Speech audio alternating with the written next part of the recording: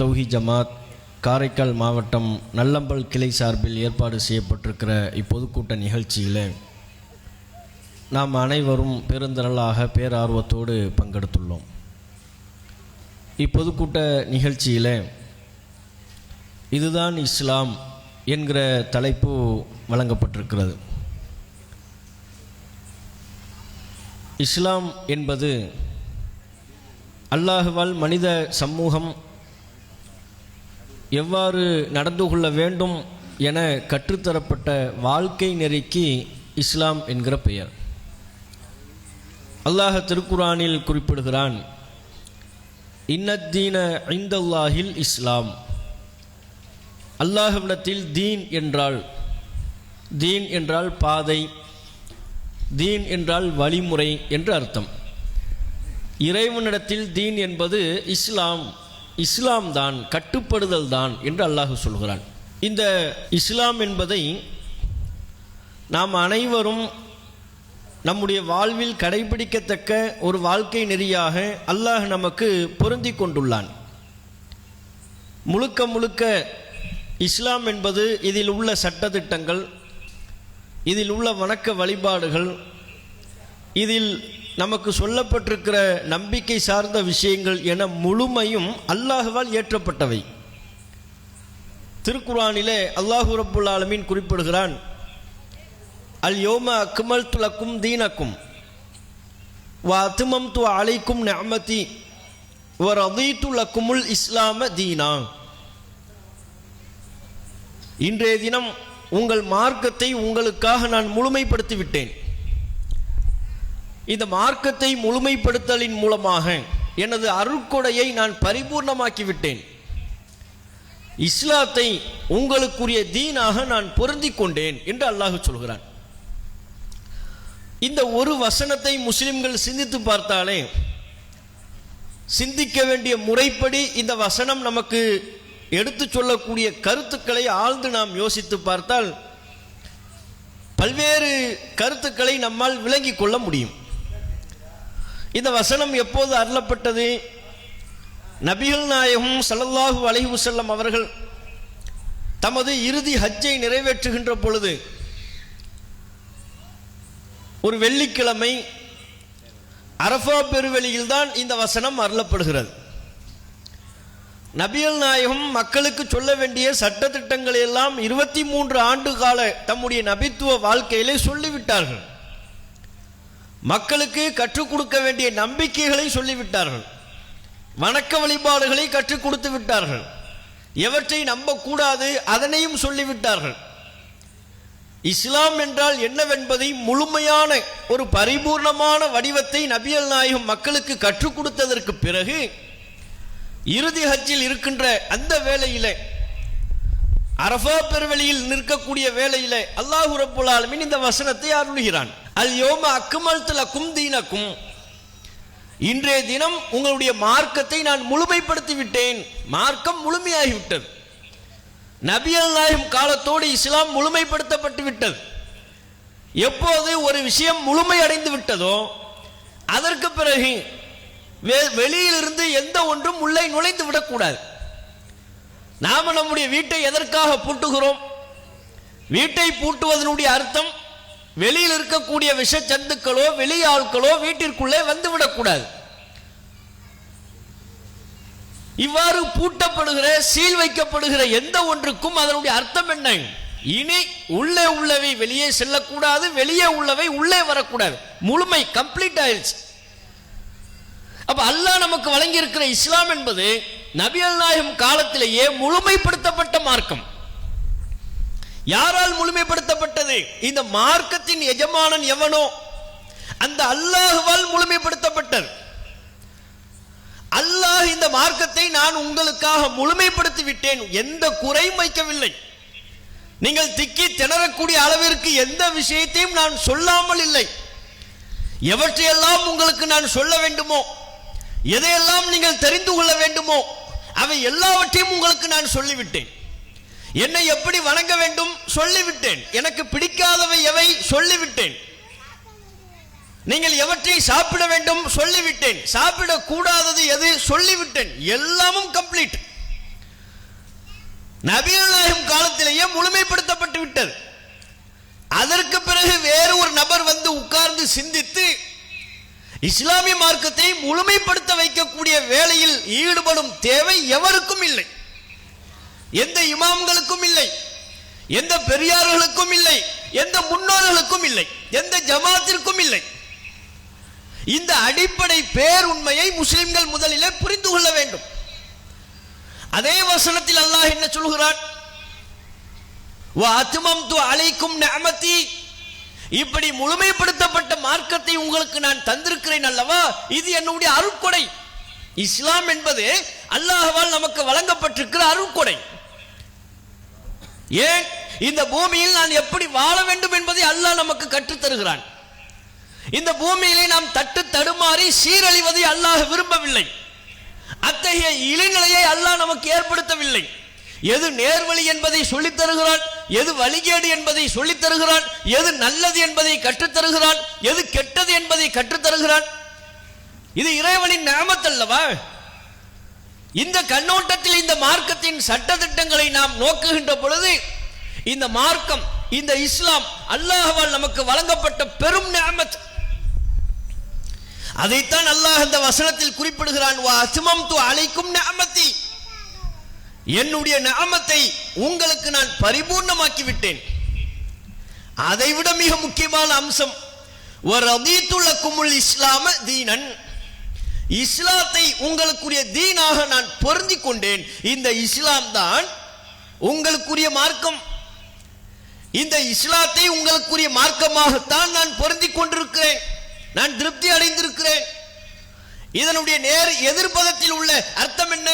இஸ்லாத்தை தவிர வேறு எந்த வழிமுறையையும் உங்களுக்கு நான் பொருந்திக் கொள்ளவில்லை. இஸ்லாத்தின்படிதான் நீங்கள் நடந்து கொள்ள வேண்டும். என்னை வணங்கி வழிபட வேண்டுமா? இஸ்லாத்தின்படி. என்னை நம்ப வேண்டுமா? இஸ்லாத்தின்படி. நீங்கள் செயல்பட வேண்டிய முழுமையும் இஸ்லாத்தின்படி. அதைத்தான் நான் உங்களுக்கு பொருந்திக் கொண்டிருக்கிறேன், திருப்தி அடைந்திருக்கிறேன். இஸ்லாம் அல்லாத இன்னும் ஒரு வழிமுறையை உங்களுக்காக நான் பொருந்திக் கொள்ளவில்லை. இந்த கருத்தை அல்லாஹ் ரப்பல் ஆலமீன் ஆணித்தரமாக சொல்லிவிட்டார். இந்த நேரத்தில் தான் முஸ்லிம்கள் நாங்கள் சிந்திக்க கடமைப்பட்டிருக்கிறோம். அல்லாஹ்வால் நமக்கு பொருந்திக் கொள்ளப்பட்ட அந்த இஸ்லாம் எது? அல்லாஹ் இஸ்லாத்தை தானே நமக்குரிய வாழ்க்கை நெறியாக பொருந்திக் கொண்டிருக்கிறான். அதை தவிர வேறு எதனையும் அல்லாஹ் நமக்கு பொருந்திக் கொள்ளவில்லை அல்லவா? இறைவனால் பொருந்திக் கொள்ளப்பட்ட அந்த இஸ்லாம் எது? இன்றைக்கு முஸ்லிம்கள் நாமெல்லாம் எதனை இஸ்லாம் என்று சொல்லிக் கொண்டிருக்கிறோமோ, இது அல்லாஹ்வால் பொருந்திக் கொள்ளப்பட்ட இஸ்லாமா? அல்லது நபிகள் நாயகம் ஸல்லல்லாஹு அலைஹி வஸல்லம் அவர்கள் அந்த அரஃபா பெருவெளியில் நிற்கின்ற பொழுது எத்தகைய மார்க்கத்தை முழுமைப்படுத்தி தந்தார்களோ, எத்தகைய மார்க்கத்தை அல்லாஹ்வின் புறத்திலிருந்து பெற்று மக்களுக்கு அறிமுகப்படுத்தினார்களோ, நபிகள் நாயகம் எந்த இஸ்லாத்தில் இருந்தார்களோ அது அல்லாஹ்வால் பொருந்திக் கொள்ளப்பட்ட மார்க்கமா? நமக்கு முன்பாக எளிமையாக சொல்ல வேண்டும் என்றால் நமக்கு முன்பாக இருக்கக்கூடிய கேள்வி ஒரே ஒரு கேள்வி. அல்லாஹ் நமக்கு பொருந்திக் கொண்ட இஸ்லாம் நபிகள் நாயகம் காலத்து இஸ்லாமா, நம்முடைய காலத்து இஸ்லாமா? எது இஸ்லாம்? ஏன் இந்த கேள்வி எழுகிறது? ஏன் நபிகள் நாயகம் காலத்து இஸ்லாத்துக்கும் நம்முடைய காலத்து இஸ்லாத்துக்கும் வேறுபாடுகள் உள்ளனவா? ஆம், உள்ளது. நபிகள் நாயகம் காலத்தில் எப்படிப்பட்ட ஒரு இஸ்லாம் கடைபிடிக்கப்பட்டதோ அவ்வாறு இன்றைக்கு முஸ்லிம்கள் இஸ்லாமிய மார்க்கத்தை கடைபிடிப்பதில்லை. நபிகள் நாயகம் கற்றுத்தந்த, நபிகள் நாயகம் கடைபிடித்த இஸ்லாத்திற்கு மாற்றமான பல்வேறு அனாச்சாரங்களை, பல்வேறு புதிய செயல்பாடுகளை, கலாச்சாரங்களை இஸ்லாத்தின் பேரால் இன்றைக்கு இருக்கக்கூடிய முஸ்லிம்கள் உள்ளே புகுத்தி இருக்கிறார்கள். அவைகளெல்லாம் இஸ்லாமே அல்ல. இன்னும் சொல்வதாக இருந்தால் முஸ்லிம்கள் இஸ்லாம் என்றால் என்னவென்பதை, அதன் அடிப்படையை கூட தெரியாமல் இருக்கிறார்கள், புரியாமல் இருக்கிறார்கள். இஸ்லாம் என்றால் முழுமையாக அல்லாஹ்வுக்கு கட்டுப்படுவது. எல்லா விஷயங்களையும், நம்முடைய வாழ்க்கை, நம்முடைய வியாபாரம், நம்முடைய குடும்பம், ஆட்சி, அதிகாரம், எல்லாவற்றிலையும் அல்லாஹ்வினுடைய சட்டம் என்ன, அந்த அல்லாஹ்வின் சட்டத்தை பார்த்து அதன் அடிப்படையில் நம்முடைய வாழ்வியல் நடைமுறைகளை அமைத்துக் கொள்வதுதான் இஸ்லாம். வெறுமனே தொப்பி போட்டு விட்டால் இஸ்லாம் முழுமை பெற்று விடுவதில்லை. நம்முடைய பெயர்களை அரபில் வைத்து விட்டால் நான் முஸ்லிம் என்று பறைசாற்றிக் கொள்ள இயலாது. புர்கா மாத்திரமே, ஹிஜாபு மாத்திரமே நம்மை முஸ்லிம் என்று அடையாளப்படுத்தக்கூடிய அம்சம் அல்ல. இஸ்லாம் என்பது பரந்துபட்ட ஒன்று, முழு வாழ்வியலை வெளிப்படுத்தக்கூடிய அம்சம், முழு வாழ்வியல். இஸ்லாம் என்பது பள்ளிவாசலில் மட்டும் இருக்கக்கூடியது அல்ல. பள்ளிவாசலை தாண்டி நம்முடைய வீட்டில் இஸ்லாம் இருக்க வேண்டும், நம்முடைய வியாபாரத்தில் இஸ்லாம் இருக்க வேண்டும், ஆட்சி அதிகாரத்தில் இஸ்லாம் சொல்லக்கூடிய சட்ட திட்டங்கள் நடைமுறைப்படுத்தப்பட வேண்டும், ராணுவத்தில் இஸ்லாம் கடைபிடிக்கப்பட வேண்டும், குடும்பத்தில், சொந்த பந்தத்தில், கொடுக்கல் வாங்கலில் எல்லாவற்றிலையும் இஸ்லாம் கவனம் செலுத்தி அதற்குரிய வழிகாட்டுதல்களை முழுமையாக வழங்குகிறது. அந்த முழுமையான வாழ்க்கை நெருக்கி எவன் ஒருவன் கட்டுப்படுவதாக தலை சாகிறானோ அல்லாஹ்விற்காக, அவன்தான் முஸ்லிம். தொழுகையின் போது மாத்திரம் அல்லாஹு அக்பர் என்று சொல்லிவிட்டால் அல்லாஹ்வின் பார்வையில் முஸ்லிம் ஆகிவிட முடியாது. பள்ளிவாசல தொழுகிறார், அல்லாஹு அக்பர்ங்கிறார், வெளியே வந்து ஏமாத்துறார், வெளியே வந்து வட்டி வாங்குறார், வெளியே மோசடி செய்கிறார், அடுத்தவர்களின் பொருளாதாரத்தை அபகரிக்கிறார், முஸ்லிம் ஆயிடுவாரா? பள்ளியில மட்டும் இஸ்லாம் இல்லை, எல்லாவற்றிலும் இஸ்லாம் இருக்கிறது. அதை நாம முதலில் புரிய வேண்டும். நீங்கள் நபிகள் நாயகம் ஸல்லல்லாஹு அலைஹி வஸல்லம் அவர்கள் மக்காவிலே இஸ்லாமிய பிரச்சாரத்தை முன்னெடுத்தார்கள், ஒரு பெரும் கொண்ட சமூகத்தை உருவாக்கினார்கள். அறியாமை கால பழக்க வழக்கங்களில் மூழ்கி கிடந்த அந்த மக்களை இஸ்லாம் என்கிற இந்த மார்க்கத்தை நோக்கி ஈர்த்தார்கள், வென்றெடுத்தார்கள். மக்காவில் வாழ முடியாத சூழல், அடி உத எதிர்ப்பு, பழமைவாதத்தில் ஊறி போயிருந்த முன்னோர்களின் மூட பழக்க வழக்கங்களில் ஊறி போயிருந்த அந்த மக்கள் நபிகள் நாயகம் சொன்ன இஸ்லாத்தை கடைபிடிப்பதற்கு முன்வரவில்லை. சரி, தாங்கள் தான் கடைபிடிப்பதில்லை, கடைபிடிக்கின்ற மக்களாவது நிம்மதியாக வாழட்டும் என்று விட்டார்களா? அதற்கும் வழி இல்லை. அடித்தார்கள், துன்புறுத்தினார்கள், கொலை செய்தார்கள். ஆகவே எஞ்சியிருந்த முஸ்லிம்கள் தங்களை பாதுகாத்துக் கொள்வதற்காக அல்லாஹ் அறிவித்துக் கொடுத்த அடிப்படையிலே ஹிஜ்ரத் என்கிற புனித பயணத்தை மேற்கொண்டார்கள். இறுதியாக மதீனாவில் ஒரு முஸ்லிம் சமூகம்,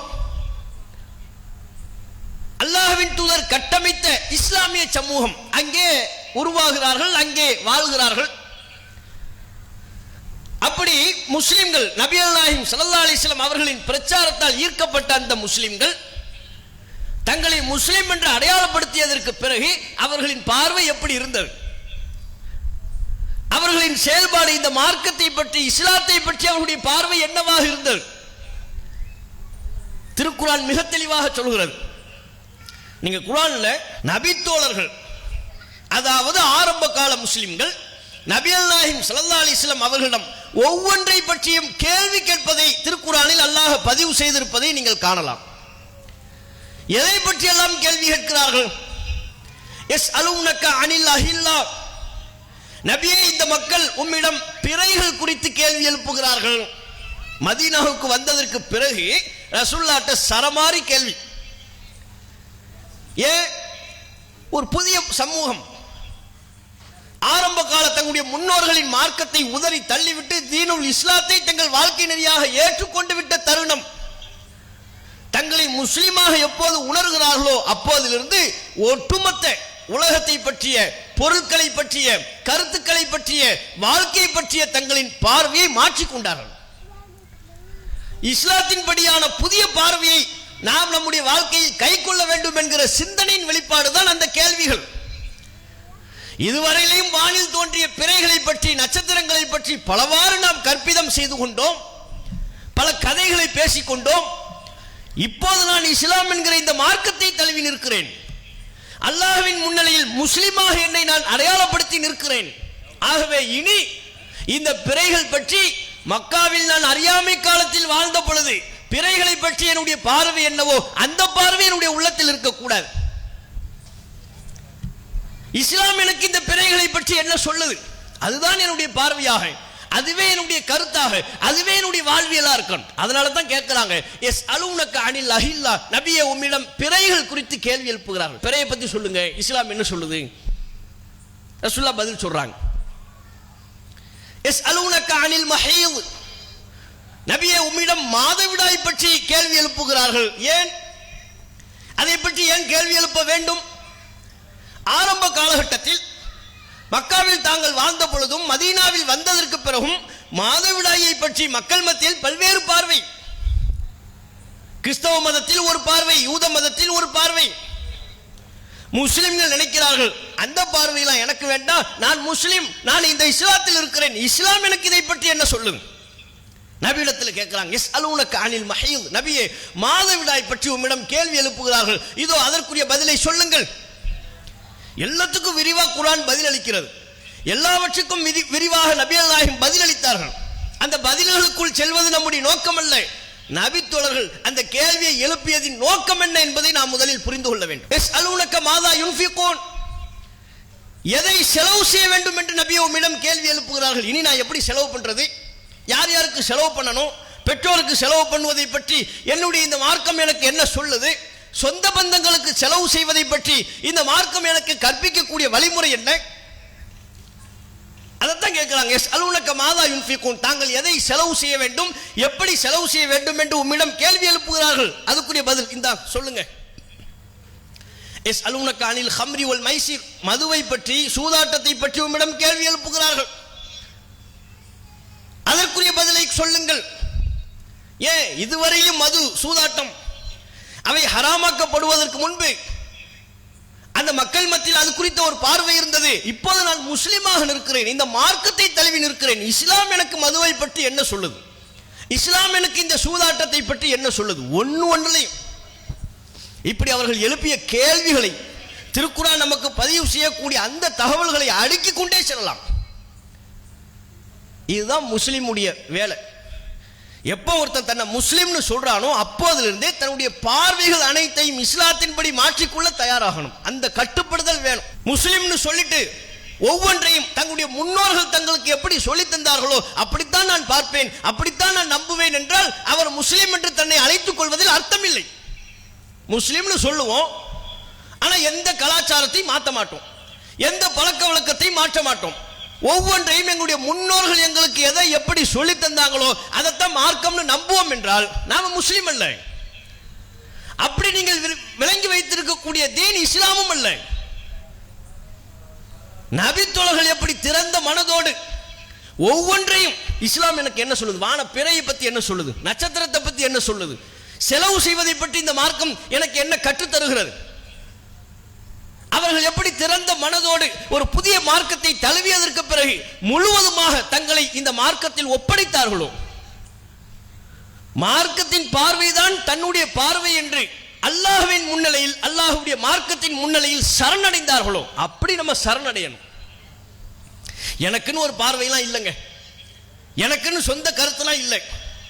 எதை பற்றி நான் வானத்தை பற்றியோ பூமியை பற்றியோ மனிதர்களை பற்றியோ வியாபாரத்தை பற்றியோ எதை பற்றி நான் பார்ப்பதாக இருந்தாலும் அல்லாஹ் எனக்கு என்ன சொல்றான், இந்த இஸ்லாம் எனக்கு என்ன சொல்கிறது அப்படித்தான் நான் பார்ப்பேன். அதுதான் முஸ்லிம். அல்லாஹ் சொன்னா செய்யணும், அல்லாஹ் உன்னை செய்ய வேண்டாம்ங்கிறானா விட்டுறணும். உதாரணமா வியாபாரம், வியாபாரத்தில் அல்லாஹ் என்ன சொல்றான், அஹல்லல்லாஹுல் பைஅ வ ஹர்ரம ரிபா, அல்லாஹ் வியாபாரத்தை ஹலாலாக்குறான், வட்டியை ஹராமாக்கி விட்டான். அந்த காலகட்டத்தில் வட்டி இருந்தது, அப்போதிலிருந்து இப்போது வரை இன்றைக்கும் இருக்கு. அப்ப அந்த மக்களுக்கு அல்லாஹ் சொல்லிடுறான், என்ன வியாபாரம் பண்றீங்களா பண்ணுங்க, இந்த வட்டி வேண்டாம், இது ஏழைகளின் ரத்தத்தை உறிஞ்சுவது, பொருளாதார ரீதியாக உங்களை ஏமாற்றுவது, வஞ்சிப்பது, வட்டியிலிருந்து நீங்க விலகுங்க. யார் இந்த வட்டியில் ஈடுபடுகிறார்களோ, நான் சொன்னதற்கு பிறகும் விலகாமல் இருக்கிறார்களோ, அப்ப என்னோட யுத்தத்துக்கு வாங்க, சண்டைக்கு வா. அந்த அளவுக்கு தன்னுடைய கோபத்தை அல்லாஹ் பதிவு செய்து வியாபாரம் ஹலாலு வட்டி ஹராமே அல்லாஹ் சொல்லிட்டான். மக்கள் என்ன செஞ்சாங்க, வட்டி தவிர்த்தார்கள். ஒரு முஸ்லிமின் வேலை அதுதான். அப்ப வியாபாரத்தில் அல்லாஹ் எனக்கு வியாபாரத்தில் நேர்மையான, அடுத்தவர்களை ஏமாற்றாத, அளவு நிர்வையில் மோசடி செய்யாத, கலப்படம் இல்லாத அந்த வியாபாரத்தை அல்லாஹ் எனக்கு ஹலாலாக்குறா, வட்டி ஹராமே. இதான ஒரு முஸ்லிமின் பார்வை. இப்படி ஒவ்வொன்றிலையும் இந்த பார்வையை முஸ்லிம்கள் தொலைத்து நிற்கிற காரணத்தினால இஸ்லாம் குர்ஆனை ஒவ்வொரு முஸ்லிம்களும் தங்களுடைய வீடுகளில் வைத்திருக்கிறார்கள். நபிமொழிகளை ஒவ்வொருவரும் தங்களுடைய வீடுகளில் வைத்திருக்கிறார்கள். ஆனால் அவற்றிலிருந்து இஸ்லாம் என்றால் என்னவென்பதை படிப்பதற்கு, அறிந்து கொள்வதற்கு முஸ்லிம்கள் ஆர்வம் காட்டுவதில்லை. இந்த பார்வையை முன்வைப்பதற்கு தயாரில்லை. அதன்படி தங்களை மாற்றிக்கொள்வதற்கு தெரிந்து கொண்டால் மட்டும் போதாது, தெரிந்து கொண்டு அதற்கேற்ப தங்களை மாற்றணும். இப்படி சொல்லிருச்சா மார்க்கம், நான் வாழ்க்கை நெறியாக ஏற்றுக்கொண்ட இஸ்லாம் இப்படி சொல்லிவிட்டதா, அப்ப இனி என்னுடைய வேலை என்ன? சரணடைவது, முழுமையா சரணடையணும். நான் சரணடைவதற்கு தயார் என்று தங்கள் வாழ்க்கையை மாற்றிக்கொள்ளணும். அது 60 வருஷ பழக்கமா இருந்தாலும் 500 வருஷ பழக்கமா இருந்தாலும் சரி. ஒட்டுமொத்த ஊரும் எதிர்காலத்தில் இருக்கிறார்கள், நான் ஒருவன் மாத்திரம் அல்லது நீங்கள் ஒருவர் மாத்திரம் தனித்து இன்னொரு பாதையில் இருக்கிறீர்கள். நீங்கள் கொண்டிருக்கிற கருத்தை தான் இஸ்லாம் சொல்கிறது என்றால், நீங்கள் ஊரை பார்க்காமல் உலகத்தை பார்க்காமல் இஸ்லாத்தின் கருத்தை என்னுடைய கருத்து என்று நீங்கள் தனித்து விடப்பட்டால் நிற்கணும். அதான் இஸ்லாம் நமக்கு சொல்லி தருது. இன்றைக்கு அடிப்படை என்ன? இஸ்லாம்னாலே அடிப்படை அல்லாஹ்வை மட்டும் வணங்குறது. தௌஹீத் தான் இஸ்லாத்தின் அடிப்படை. எல்லா இறை தூதர்களும் அதைத்தான் சொன்னாங்க. அல்லாஹ் அல்லாத வேறு யாரையும் வணங்கக்கூடாது. எந்த மனிதனையும் வணங்கக்கூடாது, மரத்தையோ கல்லையோ கற்சிலைகளையோ எதனையும் வணங்கக்கூடாது. ஆற்றல், முழுமையான ஆற்றல் அல்லாஹ்வுக்கு தான். இதுதான் தௌஹீத். இதுதான் இஸ்லாம் நமக்கு சொல்லக்கூடிய அடிப்படையான கொள்கை. இந்த இஸ்லாம் முன்வைக்கக்கூடிய அடிப்படையான கொள்கையிலேயே முஸ்லிம்கள் இன்னைக்கு கோட்டை விட்டுருக்கிறாங்க. இது என்ன அவ்வளவு சிரமமான ஒண்ணா? அல்லாஹ் மட்டும், படைத்த ரப்ப மட்டும் வணங்குவது என்பது எந்த வகையிலேயாவது முஸ்லிமுக்கு சிரமமா? நீங்க இப்படி யோசிங்க, எந்த வகையிலேயாவது சிரமமா? என்ன படைச்சவன் யார்? எனக்கு ரிஸ்க் தர்றது யார்? வானத்தை படைச்சது, பூமியை படைச்சது, ஒட்டுமொத்த அகில அந்த சராசரங்களையும் படைத்து நிர்வகிப்பவன் யார்? அல்லாஹ். இதில் யாருக்காவது மாற்று கருத்து இருக்கா? எந்த முஸ்லிமுக்காவது மாற்று கருத்து இருக்கா? எல்லா முஸ்லிமும் படைப்பாளன் அல்லாஹ் என்று சொல்லிவிட்டு அந்த படைப்பாளனை மட்டும் வணங்குவதில் ஏன் கோட்டை விட வேண்டும்? படைப்பாளன் யாரோ அவன் தான் வணங்கப்படுவதற்கு தகுதியானவன். படைப்பாளன் அல்லாஹ்வை தவிர்த்து வேறு யாரும் வணங்கப்படுவதற்கு தகுதியானவர்கள் அல்ல. காரணம், அவர்கள் படைப்பாளர்கள் அல்ல. நீங்க யாரையெல்லாம் சொல்றீங்களோ, ஊருக்கு ஊர் நம்ம தமிழ்நாட்டில் அல்லது பாண்டிச்சேரியில் ஊருக்கு ஊர் தர்காக்கள் இருக்கிறது. அவுலியாக்கள், மகான்கள் என்கிற பேர்ல அவர்களின் சமாதிகளை உயரமாக கட்டி அதற்கு மேல போர்வையை போர்த்தி அதுல வருடந்தோறும் பண்டிகைகளை கொண்டாடி கொண்டு முஸ்லிம்கள் பல்வேறு இணைவிப்பு செயல்பாடுகளை அங்கே அரங்கேற்றுகிறார்கள். பிரதானமாக அங்க என்ன நடக்குது? தர்காவில் போய் துவா செய்யறாங்க, தர்காவில் போய் சஜ்தா செய்யறாங்க. தர்காவுக்கு போறாங்க, பச்சை போர்வை போத்திருக்குது, பூ போட்டிருக்குது, குத்துவிளக்கு வச்சிருப்பாங்க. சில தர்காக்கள்ல எண்ணெய் ஊத்துவாங்க, போய் துவா கேட்கறாங்க. நடக்கிறது என்ன? போய் துவா கேட்கறாங்க. அவுலியாவே, மகானே, என் குழந்தையை தாங்க, என் நோயை நீக்குங்க, வறுமையை போக்குங்க, துவா கேட்கறாங்க. தர்காவை சுற்றி வர்றாங்க, தவாஃப் வர்றாங்க. கேட்டா பெரிய மகான் அவுலியா, அவருக்கு பெரிய பவர் இருக்கு, சக்தி இருக்கு அப்படிங்கிறாங்க. தர்காவில் சஜிதா செய்யறாங்க. இது எல்லாமே வணக்கம் தானே? நீங்க அந்த தர்காவில் அடக்கம் செய்யப்பட்டிருக்கிற நபரை அல்லாஹ்னு சொல்லணுங்கிற அவசியம் இல்லை. அல்லாஹ் இறைவன், அது மாதிரி இந்த மகானும் ஒரு அல்லாஹ், ரெண்டு அல்லாஹ் அப்படி சொல்லணுங்கிற அவசியம் இல்லை. அல்லாஹ்வுக்கு செய்ய வேண்டிய வணக்க வழிபாடுகளை அந்த தர்காவுக்கு முன்னால போய் நின்று செய்தால் அல்லாஹ் என்று சொல்வதுதான் அர்த்தம். வாயினால் அல்லாஹ் சொல்லணுங்கிற அவசியம் இல்லை. தர்காவில் போய் சஜிதா செய்றீங்களா அப்படின்னா தொழுகிறீங்கன்னு அர்த்தம். சஜிதா செஞ்சா என்ன பொருள்? தொழுகிறீங்க. அல்லாஹ்வுக்கு தான் தொழுகணும். நீங்க தர்காவில் போய் தொழுகிறீங்க, அவர் அல்லாஹ்னு நீங்க நம்புறீங்கன்னு அர்த்தம். அல்லாஹ் அதைத்தானே சொல்றான், இன்னா அத்தைனாக்கல் கௌசர் ஃபஸல்லி லிரப்பிக்க வன்ஹர். நபியே, உமக்கு கௌசர் எனும் நீர் தடாகத்தை தந்தோம். ஃபஸல்லி லிரப்பிக்க வன்ஹர், உமது இறைவனுக்காகவே நீ தொழுவீராக, அவனுக்காகவே அறுத்து பலியிடுவீராக. தொழுகை, சஜிதா எல்லாமே அல்லாஹ்வுக்கு மட்டும்தான். அப்ப அங்கே போய் செய்வது இணை வைப்பு. அந்த இணை வைப்பில் ஈடுபடுவதற்கு உண்டான அந்த செயல் எப்படிப்பட்ட விளைவுகளை கொண்டது? இது ரொம்ப எளிமை. அல்லாஹ்வை மட்டும் வணங்குவது என்பது முஸ்லிமுக்கு மிக மிக எளிமையானது. ஆனால் அதை முஸ்லிம்கள் புரிந்து கொள்ளாமல் எளிமையான ஒன்றை விட்டுவிட்டு சிரமமான ஒன்றை தேர்வு செய்கிறார்கள். அல்லாஹ்வை மட்டும் நாங்கள் வணங்க மாட்டோம், கல்லையும் வணங்குவோம், சமாதியையும் வணங்குவோம், தர்காவை வணங்குவோம், கொடியை வணங்குவோம், சந்தனக்கூடு கொண்டாடுவோம். இந்த இணை வைப்பு செயல்பாடுகளில் இருக்கக்கூடிய முஸ்லிம்கள் சிந்திக்க வேண்டும். இது இஸ்லாமா? நான் ஆரம்பத்தில் குறிப்பிட்டதை போல இந்த மார்க்கம் நபிகள் நாயகம் காலத்திலேயே முழுமைப்படுத்தப்பட்டு விட்டது அல்லவா? நபிகள் நாயகம் எந்த இஸ்லாத்தில் இருந்தார்களோ அதுதான் அல்லாஹ்வால் பொருந்திக் கொள்ளப்பட்ட மார்க்கம் அல்லவா? ரசூலுல்லாஹ்வுடைய இஸ்லாத்துல, நபிகள் நாயகம் கற்றுத்தந்த அந்த இஸ்லாத்துல சமாதி வழிபாடு உண்டா? இறந்தவங்களை எல்லாம் சமாதிகளை எழுப்பி, இறந்தவர்கள் அந்த அடக்கஸ்தலத்திற்கு மேலாக சமாதிகளை எழுப்பி அங்கே வழிபாடு செய்யக்கூடிய கலாச்சாரத்தை இஸ்லாம் அனுமதிச்சுச்சா? ரசூலுல்லாஹ் அந்த தீன்ல இருந்தாங்களா? இன்றைக்கு முஸ்லிம்கள், நீங்கள் தர்கா வழிபாட்டில் இருக்கக்கூடிய முஸ்லிம்கள் அதை இஸ்லாம் என்கிற பெயரில் செய்து கொண்டிருக்கிறீர்களே, இதை நபிகள் நாயகம் காலத்தில் உள்ள எந்த முஸ்லிம் செய்தார்? ரசூலுல்லாஹ் கற்றுத்தந்த தீன்ல அது இருக்கா? இல்லையே. சொல்ல போனா நபிகள் நாயகம் காலத்துல யூதர்கள் செய்து கொண்டிருந்தார்கள், முஸ்லிம்கள் செய்யல. யூதர்கள் தான் அதை செஞ்சுக்கிட்டு இருந்தாங்க. யூதர்களும் நசாராக்களும் தங்களுக்கு அனுப்பப்பட்ட நபிமார்கள் மரணித்ததற்கு பிறகு அல்லது அவர்களுடைய ஊர்களில் உள்ள நல்லோர்கள் மரணித்ததற்கு பிறகு அவங்க அடக்க ஸ்தலத்தில் ஒரு சமாதி எழுப்பி அதுல வழிபாடு செய்யக்கூடிய இந்த கலாச்சாரத்தை, இன்னைக்கு நம்ம எதை தர்கா வழிபாடுன்னு சொல்றோமோ இதற்கு இணையான கலாச்சாரத்தை நபிகள் நாயகம் காலத்தில் யூதர்கள் செய்தார்கள், நசாராக்கள் செய்தார்கள், மக்காவில் உள்ள இணை வைப்பாளர்கள் முஷ்ரிக்கீன்கள் செய்தார்கள். ரசூலுல்லாஹ் செய்யவில்லை, நபிகள் நாயகம் காலத்தில் உள்ள முஸ்லிம்கள் செய்யவில்லை. நபிகள் நாயகம் அவை இஸ்லாம் அல்ல என்று கண்டித்தார்கள். லஅனல்லாஹுல் யஹூத வன் நஸாரா, யூதர்களையும் நசாராக்களையும் அல்லாஹ் சபிப்பானாக. இத்தகது குபுர் அம்பியாஹிம் மசாஜித், அவர்கள் தங்களது நபிமார்களின் அடக்க ஸ்தலங்களை வணங்கும் இடமாக மாற்றிக்கொண்டார்கள், சஜிதா செய்யும் இடமாக மாற்றிக்கொண்டார்கள். மசாஜித் அப்படிங்கிறாங்க, சஜிதா செய்யும் இடமாக. அங்க போய் சஜிதா செய்றாங்களே, அங்க போய் துவா கேட்கிறாங்களே, இந்த செயல் அல்லாஹ்வுடைய சாபத்திற்குரிய செயலாயிற்றே என்று நபிகள் நாயகம் கண்டித்தார்கள். ரசூலுல்லாஹ் எதை கண்டிச்சாங்களோ, எது ரசூலுல்லாஹ்வுடைய தீன்ல இல்லையோ அதை இன்றைக்கு முஸ்லிம்கள் இஸ்லாம் என்கிற பெயரால் செய்கிறார்கள். எப்படி இது தீனாகும்? இது எப்படி இஸ்லாமாகும்? இது எப்படி அல்லாஹ் நமக்கு பொருந்திக்கிட்டான்? அல்லாஹ் பொருந்திக் கொண்ட இஸ்லாத்தில் தர்கா வழிபாடு இல்லை, தாயத்து இல்லை. இந்த தர்கா வழிபாடு இதுக்கெல்லாம் அடிப்படையே என்ன தெரியுமா?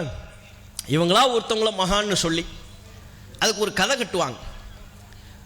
அவர் எப்பேற்பட்ட மகான் தெரியுமா, அவருக்கு இருக்கக்கூடிய ஆற்றல் தெரியுமா, பவர் தெரியுமா அப்படின்னு ஏகபோகமாக முஹித்தீன் அப்துல் காதர் ஜெயிலானிக்கு எப்படி அவரை பற்றி ஏகபோகமாக கதைகளை சொன்னார்களோ, ஷாவுல் மீது என்று சொல்லி அவரை பற்றி எப்படி ஏராளமான கதைகளை சொல்லியிருக்கிறார்களோ, அந்த கதைகளை எல்லாம் சொல்லி உண்மை பொய் எல்லாத்தையும் கலந்து ஒரு புனித பிம்பத்தை உருவாக்கி அதன் பேரால் அவர்களை வழிபடுவது, வழிபடுற நிலைக்கு கொண்டு போறது. இப்படித்தான் ஒவ்வொரு ஊர்லயும் தர்காக்கள் எழுப்பப்பட்டிருக்கிறது. நீங்க பாருங்க, இந்த அவுலியாக்கள் மகான்கள் என்று சொல்லி அவங்க மேல ஒரு புனித பிம்பத்தை கட்டமைப்பதற்கு எப்படியெல்லாம் கதை சொல்வார்கள் என்பதற்கு ஒரு உதாரணத்தை பாருங்க. கௌசுல்லாலம் ரலியல்லாஹு அன்ஹு அவர்களிடத்தில் ஒரு முரீதின் வந்து கேட்கிறார், முரீது பிள்ளைவன் வந்து கேட்கிறாங்க, நாயகமே உங்களோட சிறப்புகளை பற்றி நீங்கள் சொல்லுங்களேன். கபருக்குள்ளே 2 மலக்குமார்கள் கேள்வி கணக்குக்காக வேண்டி வருவார்கள். முன்கர் நக்கீர் அலைஹிமஸ்ஸலாம் 2 மலக்குமார்கள் கேள்வி கணக்குக்காக வேண்டி வருவார்கள். கேள்வி கணக்குக்காக வேண்டி வந்த மலக்குகள் உன்னை பார்த்து முதலாவதாய் மன் ரப்புக்க, உன்னுடைய ரப்பு யார் என்று ஒரு கேள்வி கேட்பார்களே, அந்த கேள்விக்கு நீ பதில் சொல்லாமல் மீறி அவர்களை பார்த்து நீ கேட்க வேண்டும்.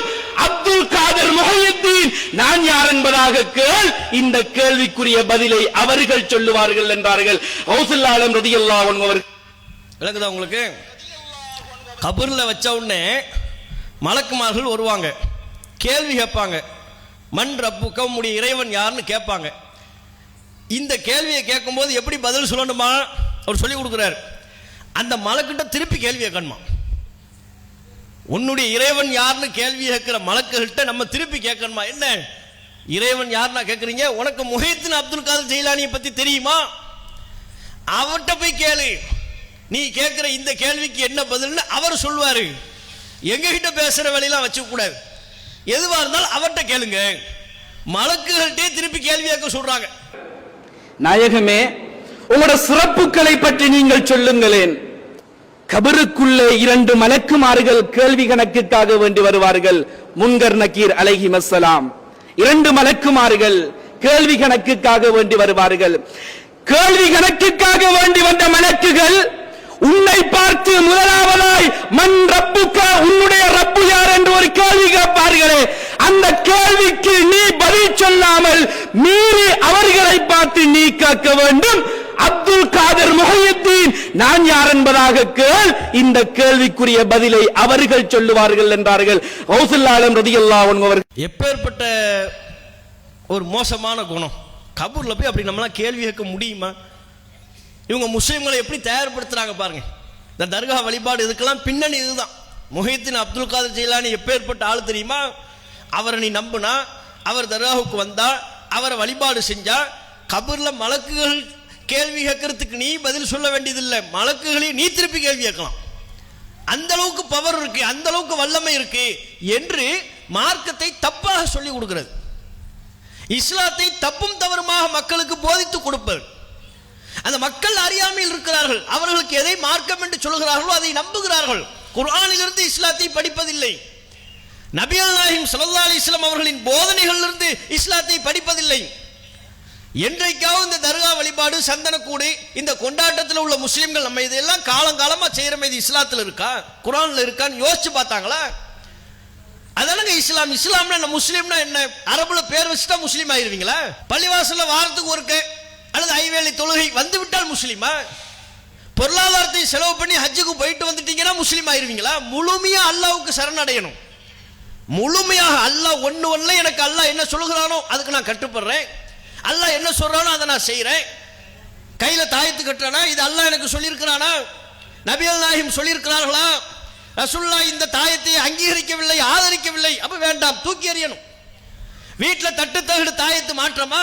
இத பத்தி குர்ஆன் எனக்கு என்ன சொல்லுது, ரசூலுல்லாஹ் எனக்கு என்ன சொல்றாங்க பார்க்கணும். சஹாபாக்கள் எப்படி தேடினார்களோ, தூய இஸ்லாத்தின்படி வாழ வேண்டும் என்கிற ஆவல் கொண்டார்களோ, அதன் விளைவாக தங்களுடைய அறியாமை கால பழக்க வழக்கங்கள் அத்தனையும் சீர்தூக்கி பார்த்து தூக்கி எறிந்தார்களோ, மார்க்கத்தில் பொருந்தாதவைகளை தூக்கி எறிந்தார்கள், மார்க்கம் அனுமதிக்கின்றவற்றை மட்டுமே கடைபிடித்தார்கள். அப்படி முஸ்லிம்களா நம்ம இருக்கணும். தட்டுத்தகடு தாயத்துக்கு இஸ்லாம் குர்ஆன்ல இடமில்லை, நபிகள் நாயகம் அனுமதிக்கவில்லை, வேண்டாம், எனக்கு தூக்கி வீசணும். அப்படித்தான் இந்த தர்கா வழிபாடு. இது குர்ஆன்ல இருந்து ஆதாரம் சொல்ல முடியுமா? ரசூலுல்லாஹ் தர்காக்களை கட்டிக்கொண்டு வழிபாடு செய்து கொண்டிருந்தார்களா? நபிகள் நாயகத்தை பின்பற்றிய உண்மை தோழர்கள், இந்த மார்க்கத்திற்காக உயிரையே கொடுத்த தோழர்கள், அவங்கெல்லாம் தர்காக்களை கட்டிக்கொண்டு வழிபாடு செய்து கொண்டிருந்தார்களா? நீங்கள் செய்வதை போல சந்தனக்கூடு, உருசு, கொடி ஏற்றம், எல்லாத்துக்கும் ஒரு விழா. யானையை கூட்டு வருவாங்க. இதுக்கு முந்தையெல்லாம் கொடியேற்றுறதுக்கு யானை. இப்ப பல ஊர்ல யானை வர்ற அளவுக்கு தெரு விசாலமா இல்லை. அதனால என்ன, ஆட்டோ. நம்ம யானை கொண்டு வந்த காலத்திலே கேட்டோம், ஏப்பா யானைக்கு மேல வச்சு கொடியை வச்சுக்கிட்டு இருக்கிற, யானைக்கு பதிலாக ஒரு புலியை கொண்டு வா, சிங்கத்தை கொண்டு வா, அது மேல கொடியை வச்சு ஊர்வலம் போக வேண்டியது தானே? முடியாது. யானை இவன் சொல் பேச்ச கேட்டுக்கும். உருவத்தில் பெருசா இருந்தாலும் கொஞ்சம் பவ்யமா போகுமா, ஆடியா செஞ்சு, அதனால அதை அதுக்கு மேல உட்கார்ந்து அதுக்கு மேல கொடியை வச்சு யானை ஊர்வலம், சந்தனக்கூடு. இத்தகைய அனாச்சாரங்களில் ஈடுபடக்கூடியவர்கள் தங்களுடைய செயல்பாடுகளை சீர்தூக்கி பார்க்கணும். இது சரியா? இஸ்லாம்னு சொல்றாங்க, அந்த கொடி ஊர்வலத்தில் என்னென்ன நடக்குது பாருங்க.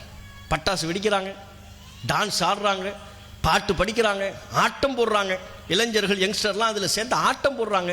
இது எப்படிங்க இஸ்லாமா இருக்கும்? நீங்க யார் எந்த மகான் என்று அவரின் பெயரால் செய்கிறீர்களோ அந்த மகானை இது அங்கீகரிக்க மாட்டாரே. அவர் உண்மையில் இறைநேசராக இருந்தால், இந்த மார்க்கத்தின் வழி நடந்தால், அவர் எப்படி இந்த செயல்களை அங்கீகரிப்பார்? தன் பெயரால் பட்டாசு வெடிப்பதை, ஆட்டம் பாட்டம் போடுவதை, டான்ஸ் ஆடுவதை அவர் அங்கீகரிப்பாரா?